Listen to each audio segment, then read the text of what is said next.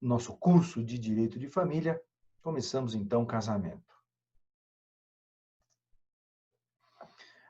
Começamos com o conceito de casamento. O casamento, conceito que nós podemos utilizar, é a união legal entre duas pessoas com objetivo de constituição de família. Vamos entender esse conceito com calma. O primeiro aspecto é a união legal. O que quer dizer que é a união legal? União legal significa regulamentada por lei. Não é qualquer relacionamento, não é qualquer união que é um casamento, não é qualquer relacionamento que é um casamento. Para que seja casamento, há necessidade da presença de formalidades. Formalidades que devem acontecer antes do casamento, para que o casamento seja contraído, seja feito, seja realizado dentro da lei, validamente. Então, casamento é uma união legal, significa regulamentada por lei. Entre duas pessoas. Casamento entre duas pessoas. Duas pessoas significa que o Supremo Tribunal Federal, Superior Tribunal de Justiça já decidiram que não existe casamento ao mesmo tempo entre 3 ou mais pessoas. Há doutrinadores até que defendem essa possibilidade, defendem que deveria ser mudada a lei para permitir o casamento, ou mesmo a união estável, entre 3 ou mais pessoas ao mesmo tempo, o que alguns doutrinadores chamam de famílias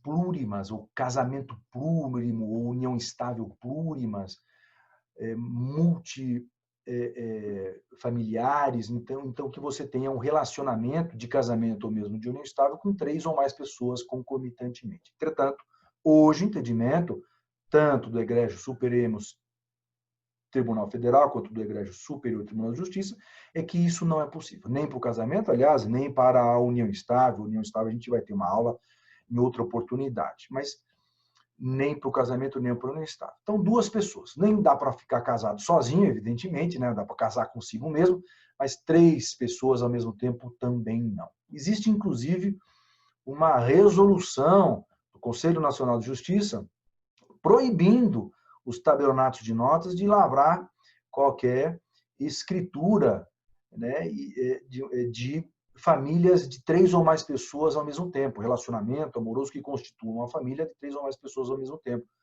E nós começamos a ter, em um outro lugar, tabelionato de notas que passaram a lavrar escritura. Os cartórios de registro civil não faziam o casamento, mas se pretendia burlar a lei, burlar a interpretação, entendimento da jurisprudência através de escritura pública no tabelionato de notas, o que foi proibido expressamente pelo Conselho Nacional de Justiça, acompanhando, conforme eu falei, a jurisprudência dos tribunais superiores e também do STF nesse sentido.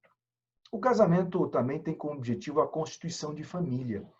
Se aquele relacionamento que não busca a constituição de uma família não vai configurar um casamento válido, um casamento que preenche todos os seus requisitos de existência e validade.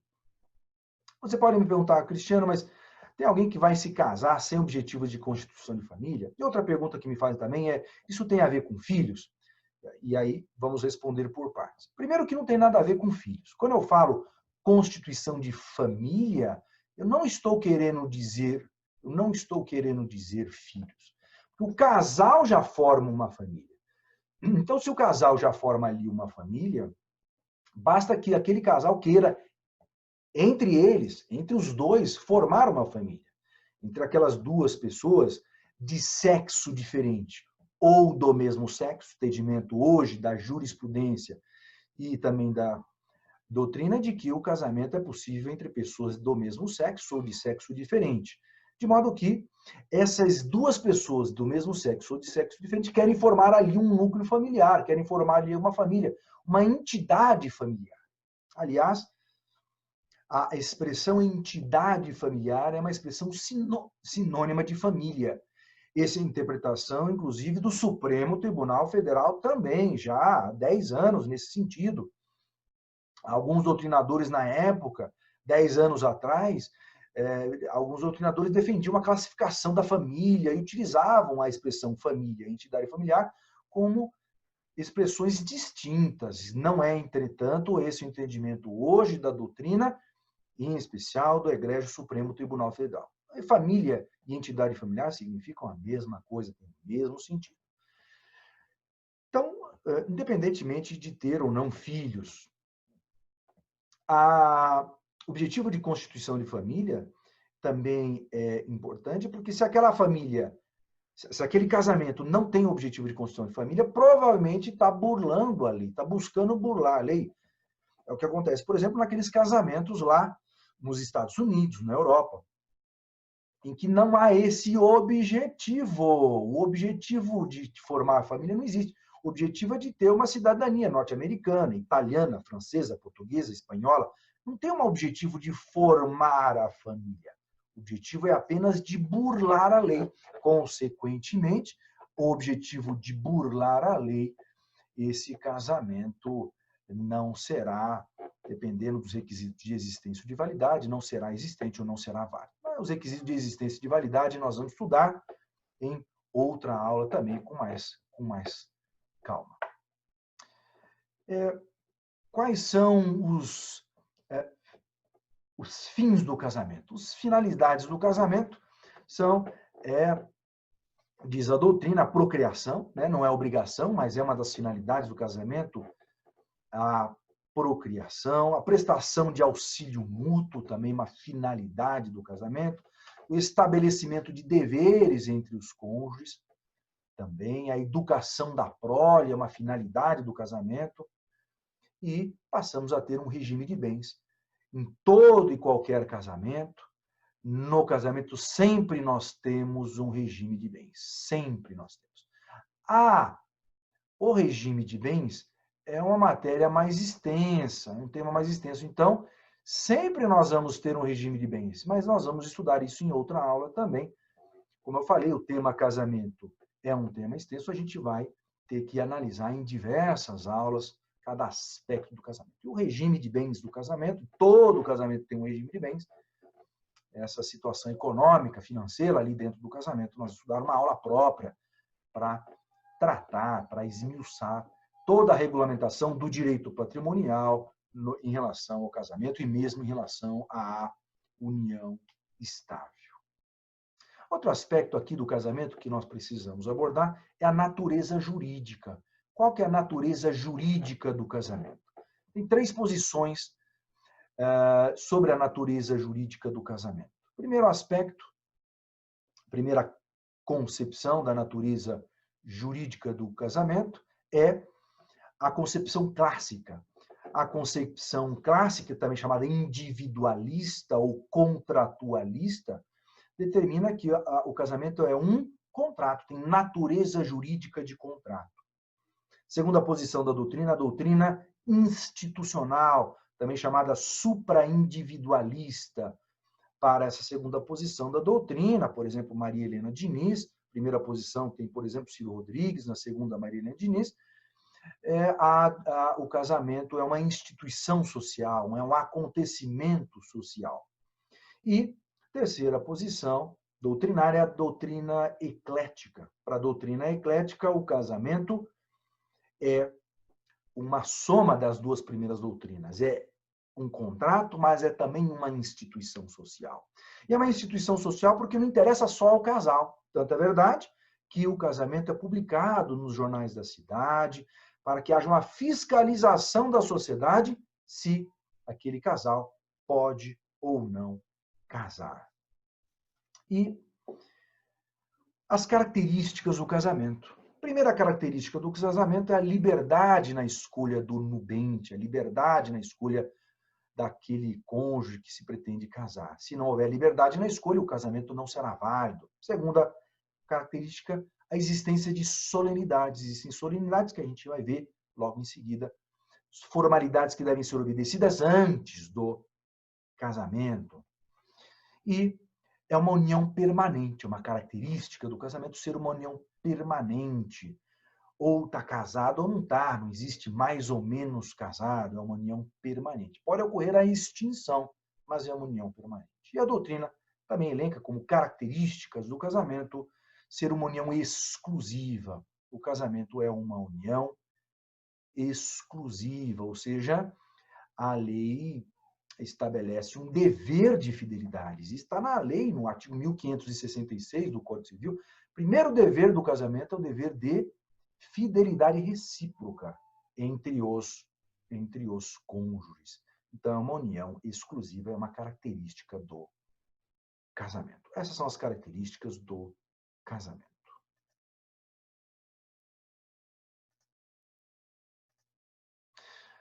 Voltando aqui para os nossos slides, passamos agora à análise das esponsais. O que são as esponsais? Esponsais significa promessa de casamento. Promessa de casamento. Esponsais configuram uma promessa de casamento. Conceito de esponsais, portanto, conceito de esponsais são o compromisso de casamento entre duas pessoas desimpedidas para o casamento, com o escopo de se conhecerem melhor, com o objetivo, com o escopo de se conhecerem melhor. Então, há uma promessa de casamento. Agora, se existe uma promessa de casar, né, como se popularmente fala, se ficaram noivos, a expressão noivado é uma expressão religiosa, não é uma expressão jurídica. Os noivos no direito civil são chamados de nubentes, né? Aquelas pessoas que pretendem se casar são chamados de nubentes. Não existe essa expressão noivos no direito civil. Noivo é uma expressão noivo é uma expressão religiosa, que a gente acaba utilizando também lá no casamento civil, mas não é uma expressão jurídica. Então, os nubentes são as pessoas que pretendem se casar, fazem uma promessa um em relação ao outro. Essa promessa está aqui, ó, são as esponsais. A promessa em si são as esponsais. A questão é o que essas esponsais vão acarretar de consequências jurídicas. Especialmente as consequências jurídicas no caso de quebra das esponsais. Bom, vamos entender isso com calma. Esponsais configuram com a promessa. A quebra é ter feito a promessa e não cumprir. Ou seja, fala, não vou casar. Então, quando há essa promessa de casamento e um dos cônjuges se recusa a casar, será que é possível entrar com uma ação para exigir o cumprimento dessa promessa? A resposta é não. Imagina uma petição inicial do pedido. Requer a condenação do réu ou da réa a se casar comigo. Não dá, né? O juiz na sentença. Isto posto isso, condena o réu, condena a réa a se casar com o autor ou com a autora, devendo ser conduzindo à força até o cartório de registro civil. É claro que isso não é possível, né? Apesar de ter ocorrido a promessa de casamento, o cumprimento dessa promessa não dá para ser exigida judicialmente. Como que se resolve isso? Quais são as consequências jurídicas? Quais são as consequências? Como que se resolve? Como são consequências jurídicas de sua quebra? E a consequência jurídica que pode acontecer, adivinha qual que é? A possibilidade de indenização, possibilidade de indenização. Só que para que aconteça a indenização, a necessidade de 4 requisitos. Primeiro requisito, a promessa foi feita pelos noivos, a promessa foi feita diretamente entre os noivos. Promessa de sogro, de sogra, eu brinco, não vale e isso não acarreta depois indenização. Então, a promessa foi feita entre os noivos diretamente. Então, para caber indenização, é o primeiro de 4 requisitos cumulativos. Então, precisam estar presentes todos os requisitos para caber indenização. Então, se resolve em dinheiro no final das contas, aí sim. Primeiro requisito, então, promessa foi feita entre os nubentes. Segundo requisito, recusa em cumprir a promessa. Claro, se ele não está se recusando a cumprir a promessa foi feita aí, a pessoa casou. Então, recusa em cumprir a promessa, o segundo requisito. Terceiro requisito, ausência de motivo justo. Se existe motivo justo, não cabe indenização. Então, imagina que vai se recusar a casar porque descobriu uma traição. Então, aí sim, uma traição é motivo justo para terminar o relacionamento e não cabe indenização. A pessoa traída não vai ter que pagar indenização, evidentemente. E o quarto e último requisito, existência de dano. Lembrando que o dano pode ser dano material, moral ou estético. Aqui, mais especificamente, o dano material e o dano moral. O dano material e o dano moral.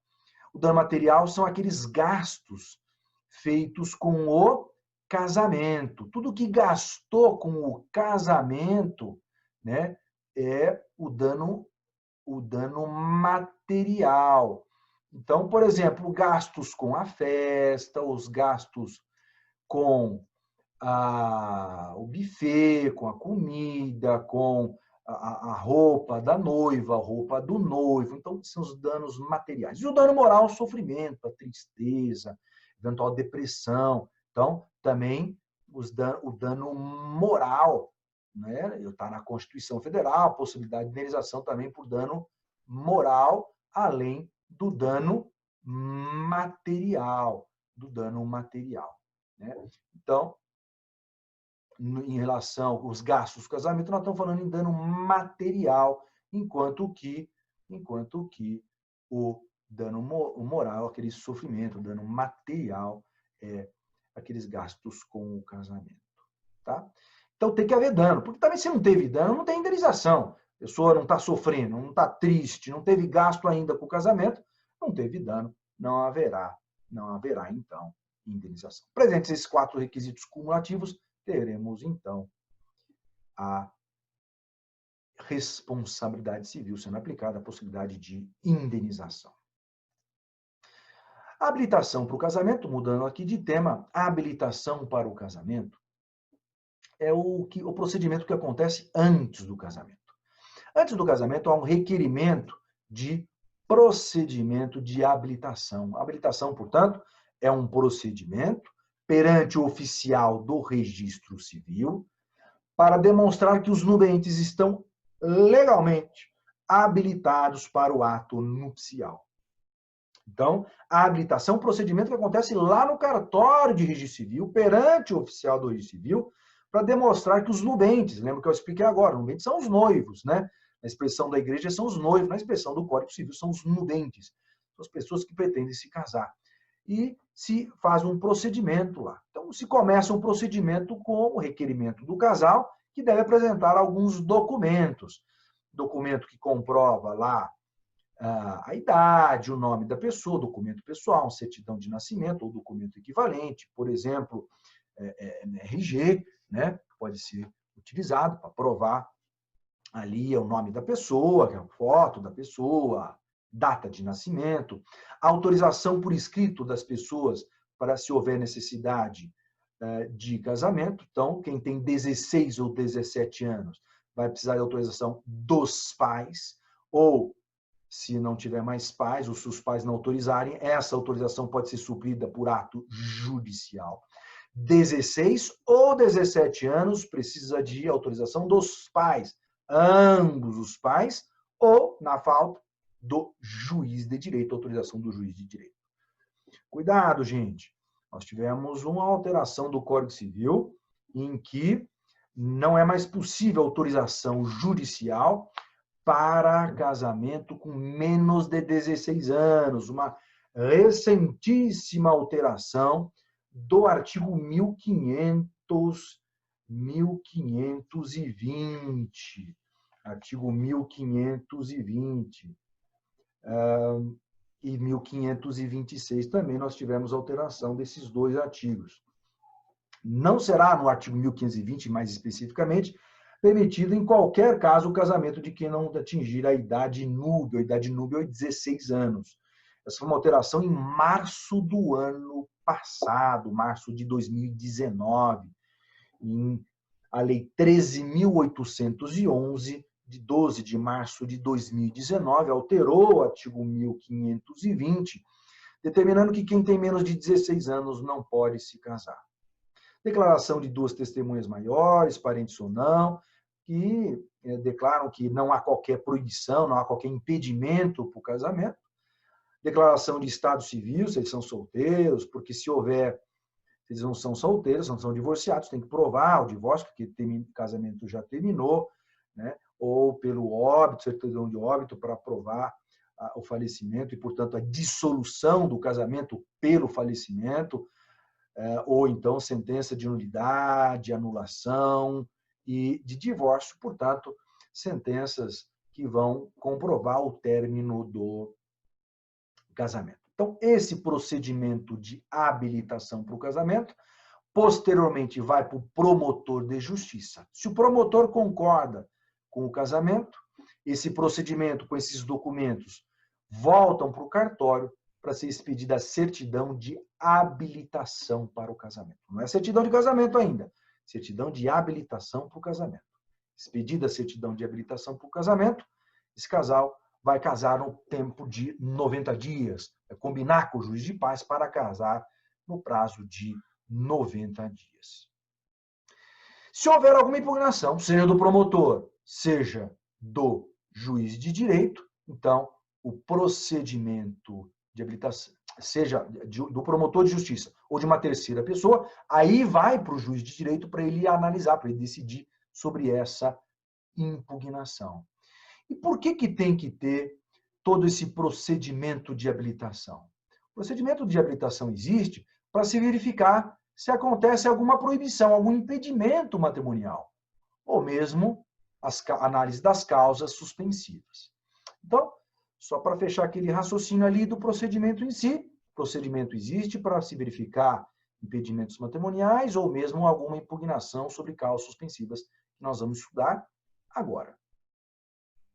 Lembrando, só vai para o juiz, só para não ficar qualquer dúvida, só vai para o juiz se houver alguma impugnação, seja do promotor de justiça, seja de alguma outra pessoa. Se não houver impugnação, não vai para o juiz de direito. Isso é um procedimento administrativo, não é um processo em que o juiz exerça seu poder jurisdicional. Então, o Código Civil, ele prevê que esse procedimento não chega no juiz de direito, salvo se houver impugnação, está lá no artigo 1526 do Código Civil, 1526 do Código Civil. Muito bem. Todo esse procedimento existe para se verificar algum impedimento matrimonial ou causa suspensiva. Qual que é a diferença do impedimento matrimonial? Impedimento é proibição. O casal está proibido de contrair matrimônio, proibido de casar. As causas suspensivas vão ser diferentes, eu explico daqui a pouco. Vamos começar com os impedimentos, então. Os impedimentos matrimoniais são proibições para o casamento. Mais do que isso, se o casamento acontecer, esse casamento será nulo.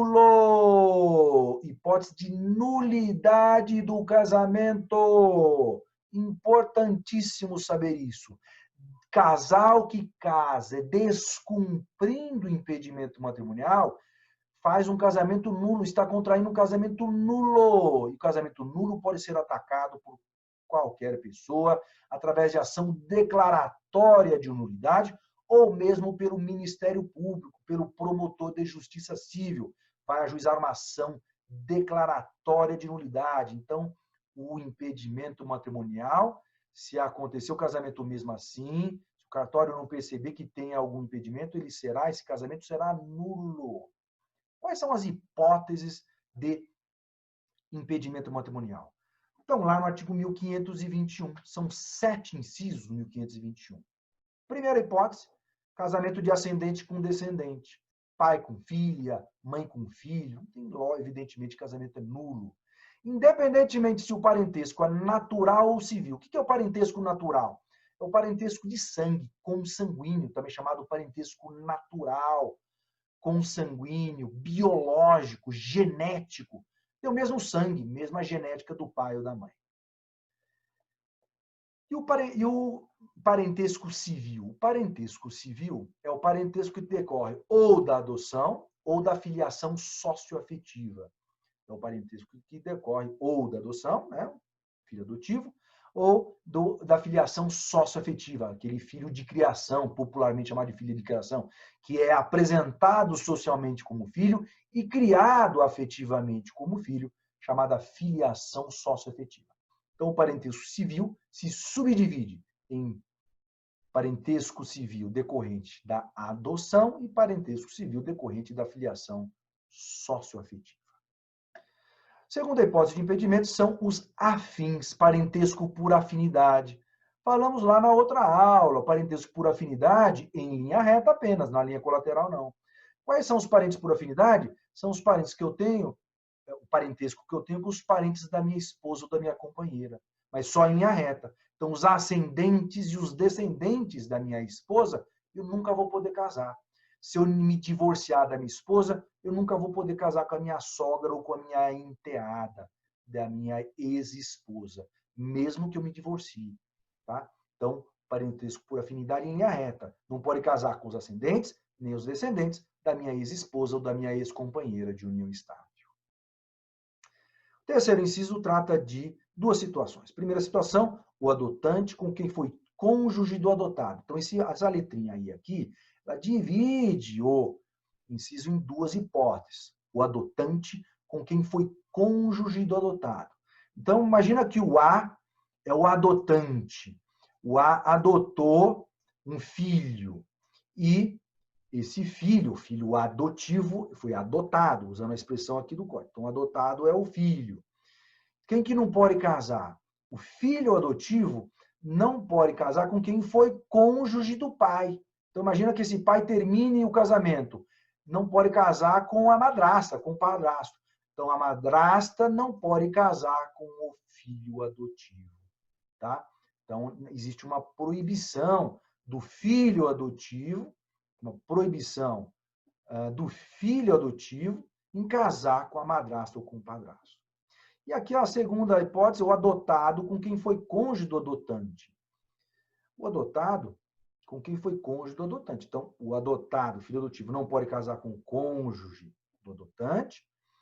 E o adotante também não pode casar com quem foi cônjuge do adotado. Então, esse pai adotivo também não pode casar com a ex-esposa do filho. Vamos supor que o filho morra. O filho morreu, o pai adotivo não pode casar com a nora, com o genro. Então, são as duas hipóteses. Primeira hipótese aqui, o adotante com quem foi cônjuge do adotado, né?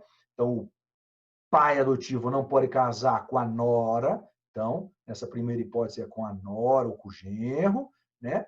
E na segunda hipótese, do inciso, não pode o adotado, que é o filho adotivo, não pode casar com o padrasto e a madrasta. Então tá aqui, ó, padrasto e a madrasta não pode casar, o filho adotivo não pode casar com o padrasto, com a madrasta.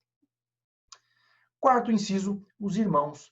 Os irmãos, lembra que eu falei também na outra aula, os irmãos podem ser unilaterais ou bilaterais. Bilaterais, mesmo pai, mesma mãe. Unilateral, só um dos pais igual. Tanto faz se é irmão unilateral ou bilateral. Irmãos não podem casar entre si. E os outros colaterais até terceiro grau. Os outros colaterais são tios e sobrinhos. Então, tio com a sobrinha, tia com o sobrinho, não podem casar entre si. Então, os colaterais até terceiro grau não podem casar. Quinto inciso. Quinto inciso trata do adotado com o filho do adotante. Quem que é o adotado com o filho do adotante? Imagina uma pessoa, o A, que tem um filho biológico, D de biológico, e um filho adotivo, né? Que é o C aqui, um filho que foi adotado. Olha só. Então, o que eles são entre si? Eles são irmãos, mas o legislador preferiu destacar que não podem, esses irmãos, mesmo não tendo o mesmo sangue, não podem casar. Então, o adotado, aqui, ó, o filho adotivo, o C que foi adotado, não pode casar com o filho biológico, por exemplo, do adotante, mesmo que sejam dois filhos adotivos, né? Então, mesmo que eles não tenham o mesmo sangue, os irmãos não podem se casar. Então, o adotado não pode casar com o filho do adotante. Em outras palavras, eles são irmãos, mas sem o mesmo sangue. Por exemplo, um filho adotivo e um filho consanguíneo. Não podem se casar. O legislador, só para terminar esse inciso quinto, ele colocou esse inciso. Você poderia me perguntar, Cristiano, mas já não está no inciso anterior? Já não está incluído nos irmãos? A resposta é sim, já estaria incluído nos incisos anteriores. Mas o legislador preferiu destacar para evitar divergência. E isso ele conseguiu, evitou qualquer divergência de doutrina e de jurisprudência. Não tanto faz se os irmãos têm o mesmo sangue ou não, não podem se casar. Sexto inciso, as pessoas já casadas. Claro, quem já está casado não pode se casar, precisa divorciar primeiro para casar. E o último inciso, quem foi condenado por homicídio ou tentativa de homicídio. Você imagina uma mulher mata a esposa de um homem para se casar com esse homem. Claro que esse homem pode Se ele se torna viúvo, ele pode se casar com qualquer outra pessoa, menos com a assassina da sua esposa. Tem a dó também, se casar com a assassina da sua esposa. E a lei proíbe, é um impedimento matrimonial. Durante o procedimento de habilitação lá no cartório, que a gente viu agora há pouco, durante o procedimento de habilitação, qualquer pessoa capaz pode, e o promotor da justiça deve, impugnar esse procedimento de habilitação para evitar o casamento. Então, se está correndo lá o procedimento no cartório de registro civil, qualquer pessoa capaz pode ir no cartório para impugnar, e o promotor da justiça civil, se tomar esse conhecimento desse impedimento, ele deve impugnar o casamento para o casamento não acontecer. Esses são os impedimentos matrimoniais. Proibições para o casamento, que se esse casamento acontecer, o promotor não percebeu, o cartório não percebeu, ninguém impugnou, o casamento aconteceu. Esse casamento é nulo, no caso de impedimento. Nas causas suspensivas é diferente. Nas causas suspensivas não existe uma proibição para o casamento. Nas causas suspensivas, o casal pode casar, mas tem que tomar uma providência antes do casamento. Só isso. Tomou a providência, pode casar. Ah, Cristiano, mas às vezes me pergunto assim, mas e se esse casal casar, contrair matrimônio, descumprindo uma causa suspensiva? Cuidado, gente. Se o casamento acontecer descumprindo causa suspensiva, o casamento será válido. O casamento será válido. Esse casamento será válido. A única imposição da lei, qual que é a punição que a lei vai dar? Apesar de ser válido, a lei impõe o regime da separação. A lei vai impor o regime da separação de bens. A punição da lei, portanto, não é nulidade nem anulabilidade. Vai ser a imposição da separação de bens. O casamento será válido. Fala, Cristiano, mas estão descumprindo a lei, o casamento vai ser válido? Sim. Então, repito. Casamento que descumpre causa suspensiva é válido. Válido. Só que a lei impõe o regime da separação de bens. Tá? Cuidado, é diferente dos impedimentos. Além do mais, durante o procedimento de habilitação, quem que pode impugnar são apenas os ascendentes, descendentes e os irmãos dos cônjuges, mais ninguém. Então, não é qualquer pessoa que pode impugnar, só os ascendentes, descendentes e irmãos dos nubentes, que podem impugnar durante o procedimento. Se esse procedimento, nesse procedimento de habilitação para o casamento, ninguém impugnou, casamento aconteceu, esse casamento é válido.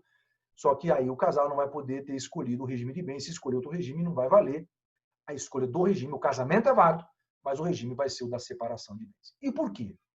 Porque em todas as hipóteses de causas suspensivas, hipóteses essas, que estão lá no artigo 1523, nessas 4 hipóteses, 1523, nós temos no 1523 hipóteses, então, que tem a ver com dinheiro.